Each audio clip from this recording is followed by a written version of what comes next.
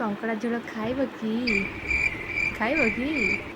देखिए लोभौज ना साग मैंने तो चल ना मु मो रेसिपी कहि आपको आज कंकड़ा खाइबा भारी इच्छा है बाजार को गली 4टा कंकड़ा धरिक आसली मम्मी की कहली मम्मी आपको भल भाव तू क्लीन कर सफा करदे मो मम्मी कौन कला तार खोलपा छाड़देला ये सब जो जाली थी तार भल पा दे सफा करदेला आतापर से जो गोड़ गुरा तार थिला ना ताकू सब मेनिक्योर आ पेडिक्योर कर भांगीदेला कहीं कंकड़ार ये जो छोट छोट गोड़े खाइबाटा बहुत ही बढ़िया लगे सफा कर सारापर मुझे हलदी टिके लुण पकईकि भल भाव में गोलैदेली देन तापर कड़े टे तेल पकईदेली तेलटा भल से कड़े सारा करके कंकड़ा टे पकईदेली कंकड़ा पकईकि भल भाव में भाजीदेली देखो कंकड़ा कलर जो लाली लाली हो से कड़े काढ़ीदेवी से कढ़े आउ टे तेल पकईकि एटी रखी मु आलू काटिकी तो आलू को मुझे टिके डीप ब्राउन कलर कर भाजीदेली भाजिकी काढ़ीदबा देन आम ए प्रस्तुत कर आमर कंकड़ा तरकारी मसला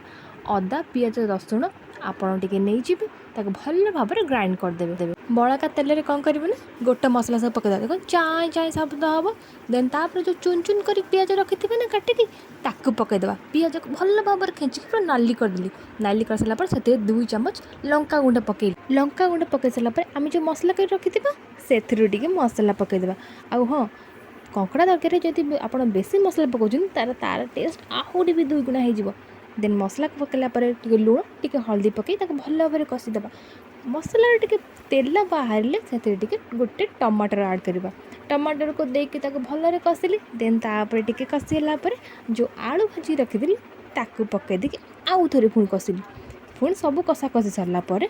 मुझे कंकड़ा ऐड करी पुणी ताकू दम देकी कषि चलली ओहो विश्वास करबनी कंकड़ा कषिला बेले जो बास्ना ओह मो पेट तो पूरा पूरी जाऊे मत इच्छा होता एवं ही कंकड़ा खाईदेवी तापर आपणकर ग्रेवी अनुसार आप पानी से देदेवे पानी टिके 10-15 मिनट फुटा धाड़देवे फुटिला आप गरम मसला आउ धनिया छुंक देदेवे